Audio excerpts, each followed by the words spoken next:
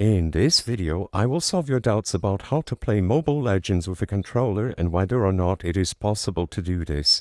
To answer this question and see if we can play with a controller, I have a Bluetooth controller over here that I'm going to connect to my phone. As you can see, I will be able to connect it to my phone and go back to the game. Inside of Mobile Legends, I'll be able to move around using the left joystick on my controller, but you'll notice that regardless of what I press on my controller, nothing else will work. The only things I can press are the start button that opens up the chat, and I'll be able to move around using the joystick. Besides these two control options, I cannot do anything else. I won't be able to use my skills or do anything meaningful inside of the game. So sadly, connecting a controller directly to your phone, either through Bluetooth or a cable, will not work to play Mobile Legends of a controller.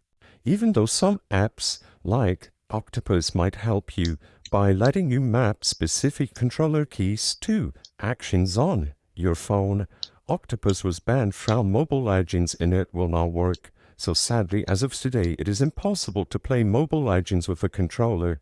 The purpose of this video is not to spread misinformation, but to let people be aware of the limitations of using controllers on Mobile Legends.